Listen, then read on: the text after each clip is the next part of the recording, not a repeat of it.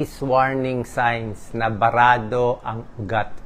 Okay, isang komplikasyon kasi ng diabetes, pwede magbara yung ugat sa paa. Ang tawag dito, peripheral artery disease. Maraming cause ba't nagbabara yung mga ugat, pero yung circulation kasi importante yan, circulation.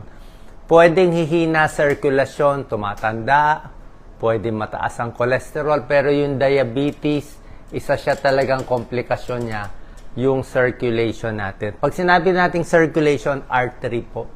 Hindi siya varicose veins, yung artery, yung daloy ng dugo, yung nagbibigay ng oxygen at dugo sa katawan. Tingnan natin na. So, importante yung blood sugar level. Pag normal ang blood sugar, katulad nito, 70 to 100, normal, hindi dapat magkaroon ng komplikasyon sa diabetes. Dapat maganda yung daloy ng dugo sa katawan. Basically, dugo sa paa, pati sa kamay. Yan talaga yung peripheral artery disease.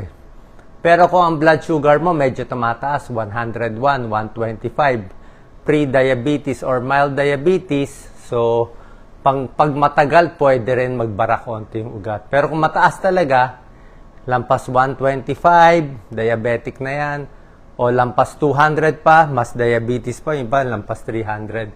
Pwede na nitong 10 senyales na binabantayan natin. Number 1, matagal maghilom ang sugat. Okay, ang diabetes, dapat chinecheck mo lagi ang paa mo gabi-gabi. Kasi nga, namamanhid yung paa, mahina pakiramdam, tapos, pag nasugat, matagal maghilom.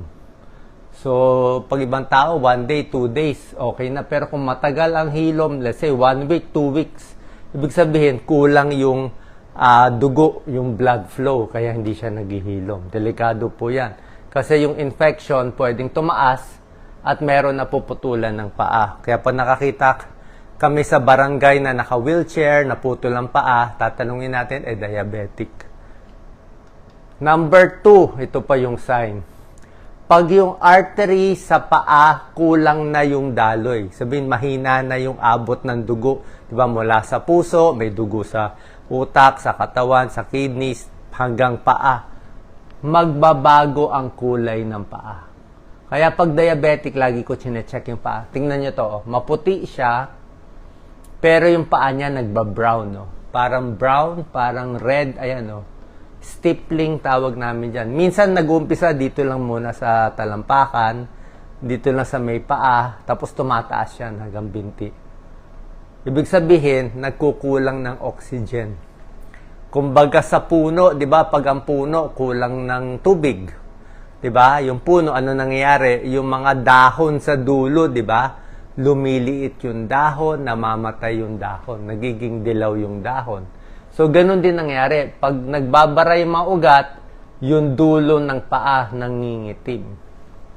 So, change in skin color, yan. Sign din yan ng peripheral artery disease. Ito pa. Kumbaga sa puno, yung dahon na lalagas, mapapansin mo, yung buhok sa paa nawawala. Actually, pag tumatanda tayo, talaga naman nababawasan yung buhok sa paa. Normal naman yon. Lalaki kasi bumababa ang testosterone, nalalagas dito, pati sa paa nababawasan. Pero yung katulad nito, yung isang paa niya, normal, lo. Dito, barado yung itong kanang paa niya. So, ito lang yung nalagas yung buhok. Mas makinis, pwede rin yan. May bara din sa ugat. Ito talaga senyales na barado yung ugat.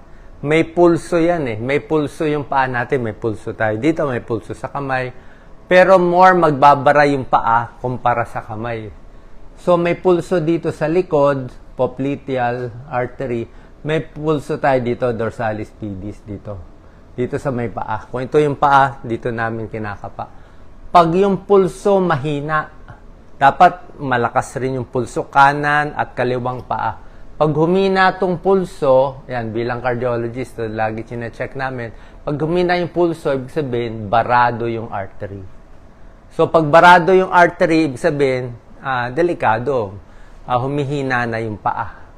Humihina na yung baka mabilis na magsugat, di ba? So, binabantay, mangingitim na, magkakasugat na. So, kailangan na ng gamot dyan.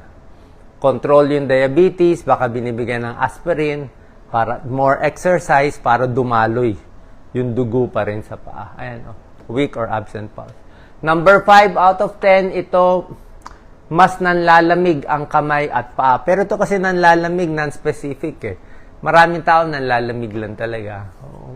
Ito, pwede to kung diabetic ka, tapos mahina ang pulso, manlalamig siya talaga. Pero kaya lang, may mga tao, like to si Doc Lisa, lagi malamig ang kamay at paa. Pwede mo sabihin na baka lahi lang, di ba? Pero isang symptom din yan kung diabetic at mahina ang pulso. Leg pain, masakit ang paa, lagi nagka-cramps, pwede ring sign yan. Pero itong leg pain, pwede rin kasi potassium, mababa. Pwedeng dehydrated, kulang sa tubig, pwedeng nag-jogging ng malayo, pwede ding diabetic. So, dapat sama sa ito, medyo manas pa siya. Numbness and tingling, pwede rin to, pero more nerve to eh. Merong nerve problem eh. Peripheral neuropathy. So, pag nerve problem, yung kanina artery, pag nerve problem, pwede rin. Diabetic nerve problem, namamanhid, walang pakiramdam, kaya mabilis masugat. So, pag diabetes, hindi lang artery nagbabara yung ugat, pati yung nerve nasisira. Pero pag tumatanda, ganito din. Pag tumatanda, yung may namamanhid ang paa.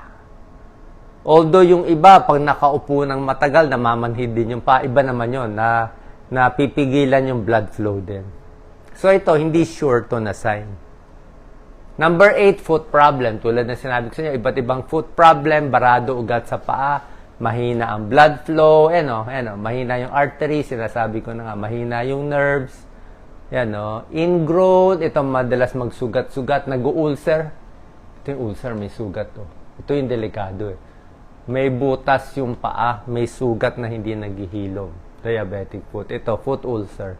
Number 9, ayan kulang circulation, iba na nga yung kulay, kulang ang blood supply, kaya kulay violet na yung, nag-iba yung kulay ng paa, hindi na mapula, tapos nagsusugat. Delikado yan. Dapat control ang blood sugar, kaya hindi biro-biro ang diabetes. Sabi ko nga, mas takot ako sa diabetes kaysa sa cholesterol. At syempre, hindi lang paa, pati impotence. So, hindi na kaya makipagtalik. Oo, maraming cause ng impotence. Pwedeng tumatanda, pwedeng overweight, diba? Pero pwede ring diabetes. Yung mga may diabetes, may erectile dysfunction din. Barado din yung ugat doon sa ari nung lalaki. Okay, so yan yung mga signs na barado ang ugat. Tuturo ko na rin sa'yo, meron din mga iba namang diabetes signs na sa gabi lang nakikita. Okay? Medyo kakaiba tong topic ko eh, diba? Barado ugat sa diabetes. Ito naman, may mga senyales sa diabetes na sa gabi lang lumalabas. Na pag-ihi ng ihi sa gabi. Okay? Pwedeng may prostate problem, pero pwede ring diabetes. Lagi nauuhaw, inom na tubig, ihi ng ihi. Pwede ring sign ng diabetes. Ipacheck nyo lang, hindi naman to 100%. Pinapawisan sa gabi, parang gutom na gutom. Baka yung blood sugar nyo nagloloko, baka mataas. Tapos biglang bababa, up and down yung blood sugar nyo, pwede yan night sweats.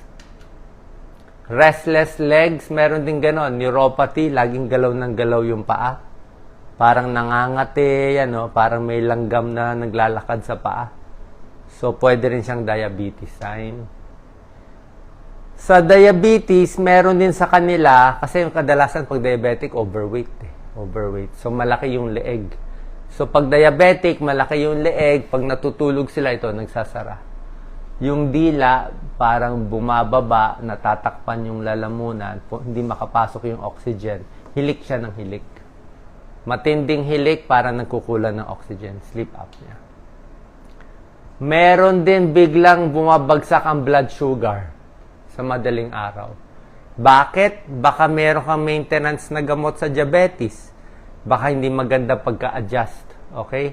Baka hindi maganda pagka-adjust, baka yung gamot mo medyo mataas o mali yung dose, kailangan i-adjust. So, baka normal sa umaga, tapos sa gabi biglang babagsak, 2 a.m. dilat siya. Nighttime hypoglycemia, parang nanginginig sa gabi. Dapat i-check din yung blood sugar pag ganyan nararamdaman. Nauuhaw. Actually, first sign niya ng diabetes, laging uhaw. Mga matatanda, usually kulang ang laway, nauuhaw din. Pero kung yung laging uhaw, magtataka ka, pa-check na natin blood sugar natin. Kasi minsan siya yung first sign. Nagka-cramp sa gabi, pwedeng kulang sa tubig, kulang sa saging, kulang sa potassium, pero pwede ring diabetes sign. Diba tinuro ko sa inyo, leg problem. Yan. Blurred vision. Ito, lumalabo yung mata. So, minsan malabo, minsan malinaw, komplikasyon to ng diabetes. Ayan, oh. Diabetic retinopathy. Meron nabubulag sa diabetes. Diabetic foot. Pinakita ko rin sa inyo. Komplikasyon din to. Ito yung pinakaayaw natin. Kidney failure. Diabetic nephropathy.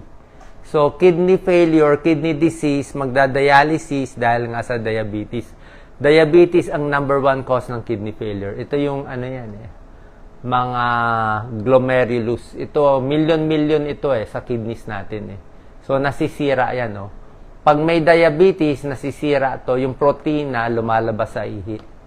Kaya yung ihi ng diabetic mabula masyado, para siyang iced tea. Pag chinek mo ang urine, may protina yan. May protina lumalabas sa sira. Ito mga yellow protina. Ito normal kidneys. Ito sira ang kidneys. Diabetic nephropathy. Pati gums, ipin, nasisira din sa diabetes. Anong gagawin natin? Ito, syempre, alagaan yung paa. Tinuro ko sa inyo. Tuyong-tuyo ang paa. Check lagi. Maganda, may sapatos lagi. May tsinelas, may rubber shoes. Huwag magpapaa pag diabetic. Delikado. Malinis dapat ang socks.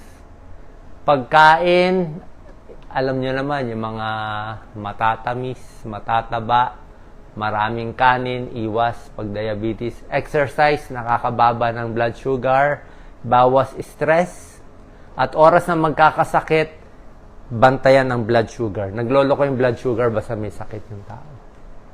May connection ng stress. Sobrang stress, kulang sa tulog, tataas din ang blood sugar. Iba't ibang gamutan, I think for another topic to, punta tayo sa endocrinologist. Siya magbibigay muna ng gamot sa diabetes. Usually, bibigyan kayo metformin, gliclazide, glipizide, ibang tableta, okay po yon. Kung ano sinabi ng endocrinologist, diabetes specialist nyo, tuloy lang po. At kung malala, merong insulin. Ang point is, dapat mo control maaga ang diabetes. Maagang makontrol, mas maganda. And lastly, mental health. Pag diabetic, usually, matigas ang ulo, maraming iniisip, nasisira din. More anxious, more depressed sila. So, pag less stress, mas maganda. Okay, so pa-check mo ang blood sugar, ingatan palagi, ingatan ang paa, ingatan ang kidneys, ingatan ang mata, para humaba ang buhay kahit may diabetes. Ingat po.